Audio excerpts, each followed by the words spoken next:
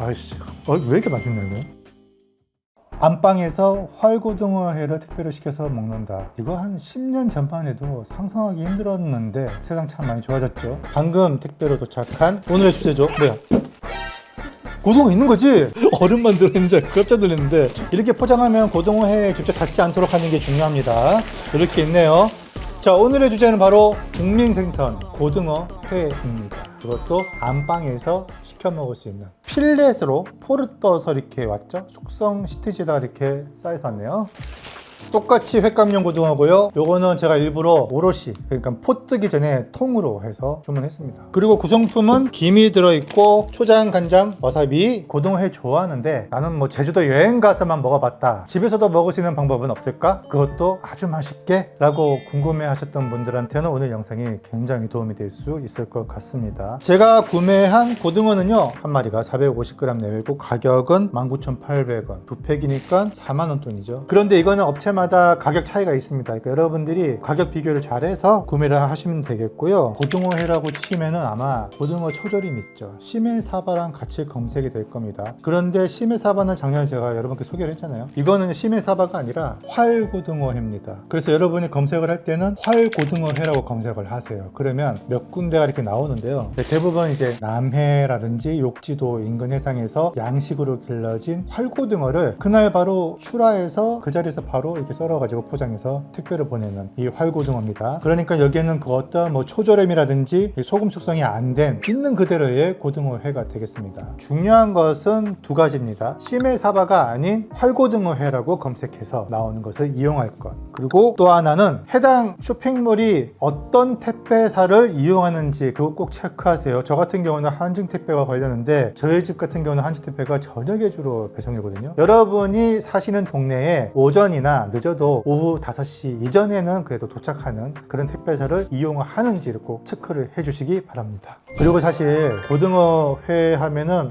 생각만 해도 비리다고 생각하시는 분들이 계세요. 그래서 아마 등푸른 생선에 대한 내성이 좀 약하신 분들은 아예 드시지도 않을 거라고 생각을 합니다만, 그래도 그 와중에 뭐 통영이라든지 거제도, 제주도로 놀러 가셨을 때 이 고등어회에 대한 추억이 있으신 분들이 분명 계실 겁니다. 그런 분들은 오늘처럼 이렇게 안방에서 구매해 먹을 수가 있는데 어떻게 하면 맛있게 먹을 수 있을까? 이제 구성을 봤더니 이런 김은 당연히 필요합니다. 근데 조미김보다는 기왕이면은 재래김 있죠. 재래김을 집에 그 가스불에 살짝 구워서 적당한 크기로 잘라서 준비해 주시는 게 가장 좋고, 또 하나는 기본적으로 여기는 이제 초장이랑 간장, 와사비가 들어있잖아요. 물론 이것도 굉장히 좋고 훌륭한데 오늘 여러분께 소개할 것은 보통 이제 고등어회 백반이나 정식 전문점에 가면 초간장이 나옵니다. 김에다가 간장에 찍어서 이렇게 올려서 먹으라고. 또 하나는 최근에 후쿠오카로 여행 많이 가시죠. 근데 후쿠오카 가면 또 명물이 고마사바라고 있습니다. 참깨 소스를 곁들인 고등어회인데 한식과 일본식 두 가지로 여러분께 소개를 해드릴 테니까 취향에 맞게 즐기시라고 제가 소개를 해드릴게요. 원래는 이거 수저에다 이렇게 빙글빙글 도는 활고등어 있죠. 그거를 식당에서 주문하면은 바로 잡아다가 썰어서 딱 올리잖아요. 그랬을 때 의외로 고등어회가 탱글탱글하거든요. 씹히는 식감도 좋고 말캉말캉하고. 근데 저도 오늘 이렇게 처음 시켜봤어요. 모르겠습니다, 솔직히. 고등어회를 하루 걸린 택배로 받았을 때 좀 맛있게 먹을 수 있는 그런 식감인지는 제가 이따가 먹어보고 솔직하게 말씀드릴게요. 근데 이런 것도 있습니다. 숙성 고등어회 전문점도 있어요. 이자카야나 선술집에서는 활고등어회를 쓰는데 잡아다가 어느 정도 숙성을 해놓고 좀 감칠맛이 오르면 그때 썰어서 저녁에 손님상이 되거든요. 그걸 또 생각하면은 이게 또 숙성 고등어 입장이 있고, 근데 얘는 일단 하루 반나절 가까이 지난 숙성 고등어회니까 또 그거랑 또 다를 것 같기도 하고, 저도 궁금한 게 많아요. 참고로 이거 양식입니다. 통으로 한 거든 필렛으로 한 거든 가격은 똑같더라고요. 그러니까 여러분은 어떻게 이것도 포로 뜨겠습니까? 쉽지 않죠, 이거 안 해보신 분들은. 그래서 그냥 이렇게 필렛으로 숙성 시트지에다가 이렇게 해서 감쌀 건데 나쁘지 않아 보이는데, 빛깔도 갈변이 됐다거나 산패가 된 흔적도 아직은 보이지 않고, 이 장가시가 있거든요, 가운데. 그래서 이 설명서를 보니까 이 장가시는 이물감이 생각보다 안 느껴진다고 그냥 썰어서 드시라고 하는데, 거슬리시는 분들은 뽑아서 드시는 것도 나쁘지 않을 것 같고, 근데 괜히 잘못 뽑았다가 먹었다가는 살 다 짓눌리고 막 뭉그러지거든요. 장갓이 오늘은 안 뽑고 그냥 한번 통으로 썰어서 먹어볼게요. 껍질 벗긴 것 같은데요? 껍질 벗겼어. 요 필렛은 껍질이 벗겨서 왔습니다. 자, 통으로 온 거. 얘도 껍질이 벗긴 것 같아. 얇은 막이 있거든요. 이게 거기서 냄새가 많이 나요. 비린내가. 근데 얘도 벗겼습니다. 지금 요거는 썰기 전에 냉장고에서 잠시 냉을 좀 받치도록 했어요. 왜냐면 고등어가 상온에 두면 둘수록 계속 안 좋아져요. 고등어가 냉장고에 들어가 있는 동안 우선은 소스를 만들어 볼게요. 한국식과 일본식. 진간장, 간장이 제일 많이 들어갈 겁니다. 셋, 넷, 5스푼 넣습니다. 설탕 하나, 물엿도 하나, 참치액 하나, 고춧가루 하나. 고등어 회 간장에 식초를 넣는 곳이 별로 없더라고. 근데 제가 맛있게 먹었던 데는 초간장이었어요, 분명. 그래서 식초가 들어가야 될 것 같아서 그냥 현미식초입니다. 뭐 2배 식초 뭐 상관없어요. 양만 조절해 주세요. 하나 그냥. 통깨도 하나, 참기름도 하나. 중요한 거 다진 마늘 하나. 그 다음에 쪽파 한 큰술. 쪽파 좀 많이 넣어도 돼요. 다진 땡초죠 하나. 이렇게 하면 정말 기억하기 쉽죠. 진간장을 제외하고는 전부 하나. 미원은 선택이긴 한데 살짝만 좋습니다. 잘 섞어서 불을 켜고, 이게 이제 갓조부시 다시 국물을 낼 건데 이거 안 해도 됩니다. 여러분들은 그냥 생수 쓰세요, 생수. 저는 근데 이거를 내는 이유가 남는 국물로 오차즈케 해 먹으려고. 물 500ml에 다시팩 하나 넣고 이거 한 3분 정도 팔팔 끓일게요. 끓기 시작하면 지금부터 3분만 우리고 팩을 버릴게요. 불 끄겠습니다. 갓조부시 다시 국물이 나왔어요. 이걸로 오차즈케도 해먹고 간장 소스나 참깨 소스에도 농도 조절하기 위해서 쓰는 건데 이것도 하나. 이렇게 하면 짠맛이 좀 중화되겠죠? 너무 맛있는데? 두 번째 소스를 만들어 볼까요? 후쿠오카 여행 가면은 줄 서서 먹는 고마사바 맛집이 있어요. 똑같이 활 고등어 회를 쓰는데 여기에 참깨 소스를 딱 뿌려가지고 먹고 밥에도 얹어 먹고, 이 고마가 참깨라는 뜻이고 사바가 고등어거든요. 고마사바인데 고마 소스를 한번 만들어 보겠습니다. 맛있게 하려면 믹서기나 절거가 좀 필요했어요. 참깨를 한번 볶고 하는 게 좋아요. 불을 좀 약불로 할게요. 한 3스푼 정도 잣을 참깨가 주인공이어야 되니까 참깨를 더 많이 넣어야겠죠? 살짝 볶아요. 이래야지 잡비린내가 좀 날라가거든요. 펴갖고 식혀야 됩니다. 회간장 하나, 둘, 2개 반이죠. 후쿠오카 갔을 때 사온 이 규슈 간장인데 보통 니비시 간장을 추천하거든요. 근데 얘는 좀 당도가 있어요. 감안해야 됩니다. 간장 셋, 넷, 5개, 6개, 회간장 7개. 여기에 미림을 둘, 설탕 하나, 물엿 하나, 참치액 하나, 참기름 하나, 깨와 잣을 넣고 다 집어넣습니다. 이게 끝입니다. 잘 섞어요.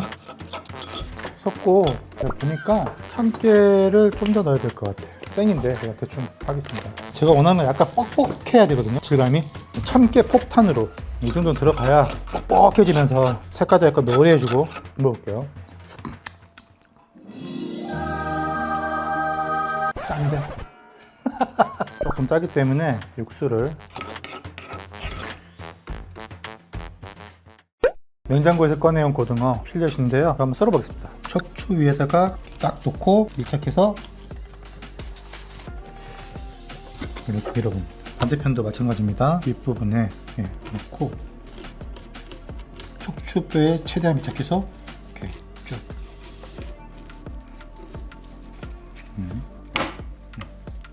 갈비뼈에다 차를 밀착하고 손을 올려서 뱃살 부분 있잖아요. 날려요. 항문까지 동쪽 좀 날릴게요. 여기가 맛이 없어요. 보통은 등배를 가르잖아요. 장가시에 있는 쪽은 버리고. 근데 고등어는 그렇게 하면 회 면적이 너무 작아지잖아요. 그래서 그대로 쓸게요. 장가시를 안 뽑고 한번 해보겠습니다. 횟집에서 일하는 사람이 아니기 때문에 이거 보시는 분들한테는 제가 되게 어설피 보일 수 있어요. 양해 바라고. 저는 뭐 집에서 이렇게 가족들한테는 음식하는 사람이라서 써는 방법을 차라리 제 거보다는 고등어 회 써는 법에서 검색한 다음에 이 전문가님들, 실무자분들이 써놓은 거 그거를 보고 따라 하시는 게 훨씬 좋을 겁니다.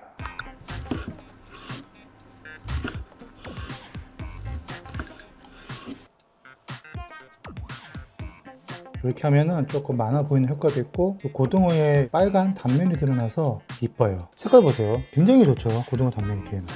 하나는 이어서 썰어 볼까요?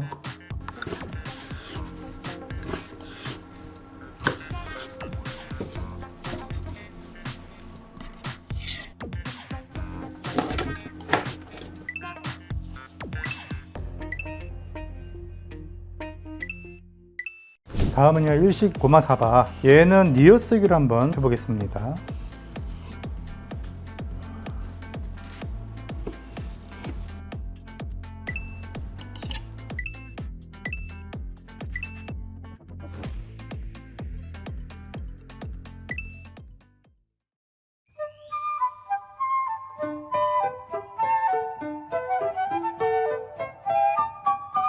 밥이 빠지면 또 안 되죠. 햇반을 준비를 했는데 밥그릇에다가 엎어서요, 고등어회랑 식사를 한번 해보겠습니다.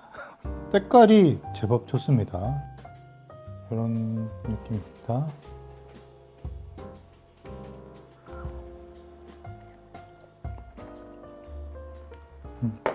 진짜 기름 터지는 맛이다. 진짜 진하고 감칠맛도 엄청 올라오고 식감은 좀 무릅니다. 근데 완전히 무르진 않고 씹히는 느낌이 약간 남아있는 정도? 그래서 제주도나 통영 이런 데 갔을 때 탱글탱글한 그 식감만 기대하고 드셨다가는 약간 후회할 수도 있어요. 활고등어 회가 아니죠, 이제는. 이건 이제 숙성고등어 회가 되는 건데, 그런 식감을 조금 양보할 수 있다면 이건 충분히 만족하고 먹을 만한. 엄청 기름지네 지금요. 가장 지금 추운 날이라서 그럴 수도 있겠고, 굉장히 신선하고 산패라든지 갈변에 의한 비린내는 없습니다. 좁아지는 부분이 식감이 조금 더 탱글탱글할 수 있거든요. 이런 것들은 초장이랑 하면은 껍질막 쪽에 그래도 자근자근 씹히는 느낌이 있고, 근데 초장은 맨 마지막으로 보류해주세요. 이거는 기름 맛이 초장에 다 가립니다. 보통 이제 고등어집 가면은 이런 김은 아니지만 구운 김이 나올 겁니다. 여기다가 밥을 딱 올려요. 찍어서 척 올립니다. 여기 기호에 맞게 이제 마늘고추 올려서 먹기도 하는데,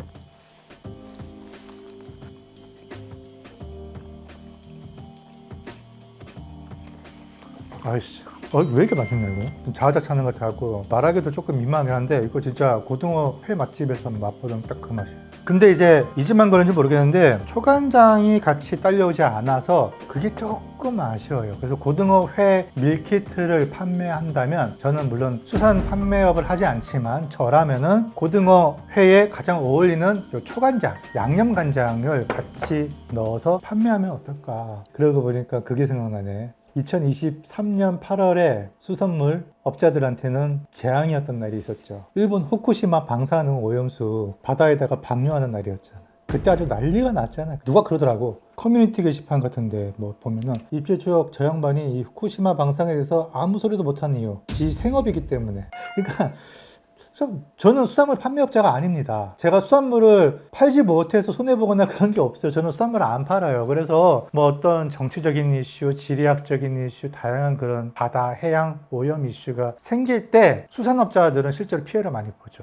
근데 저는 아무 상관이 없는 게, 저는 여러분께는 어쨌든 수산물 관련 상식을 전달하는 영상 제작자예요. 컨텐츠를 파는 사람이란 말이에요. 해양 오염 이슈가 생겨서 실제로 우리 국민이 수산물을 먹고 보건위생에 문제가 생긴다면 그거는 그거대로 파고들어서 여러분께 전달하면 돼. 저한테는 그게 오히려 굉장히 민감하고 자극적인 이슈잖아요. 어그로성이 굉장히 좋단 말이에요. 컨텐츠를 운영하는 데 있어서 더 저한테 더 도움이 되면 됐지, 제가 그거를 일부러 안 하거나 감추거나 할 이유가 없단 말이에요. 고마사바 뭐 이런 거 해서 자, 이렇게.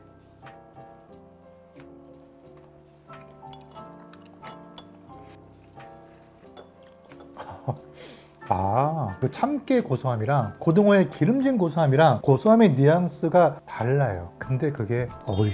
묘하게 어울리네. 그래서 참깨랑 고등어랑 자주 매칭을 하는 것 같아요. 중요한 거는 이 참깨 소스 만들 때 회간장에 들어가는데, 이게 많이 들어가서 짜지면 안 돼요. 간장이랑 다시물을 뭐 섞어서 간을 좀 조절한다든지, 참깨를 좀 듬뿍 넣어서 점도를 좀 조절한다든지. 이 생양파 있죠, 물에 담갔다가 빼면 맵기가 빠지거든요. 착 올려서 이 궁합이 좋을 것 같아요. 맛있는데 저는 개인적으로 이쪽이 조금 더 제 취향인 걸로. 왜냐면 고등어 특유의 고소함과 감칠맛이 그렇게까지 선명하게 느껴지지가 않는 거예요. 이쪽도 양념이 좀 센데 이 고마 참깨 소스가 워낙에 강렬하다 보니까, 간장도 약간 단맛이 있는 간장이고 참깨가 많이 들어갔잖아요. 그래서 고등어의 고소함이 약간 참깨 고소함에 약간 묻히는 느낌이라고 해야 되나요? 고등어 순수한 그 지방 맛을 보려면 이게 좋고, 이거 드시다가 이거 넘어가는 것도 나쁘지 않을 것 같아요. 얘들은 생선회를 밥에 이렇게 올려갖고 그냥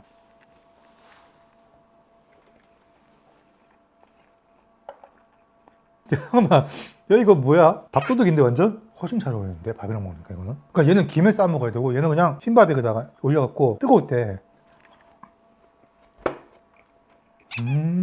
자, 이거를요 이렇게 해서 올릴 겁니다. 이렇게 딱 이렇게 하는 거죠. 육수를 붓습니다. 자, 이렇게 하면은 고등어 오차즈케가 완성이 됩니다. 다 말아가지고 이런 식으로.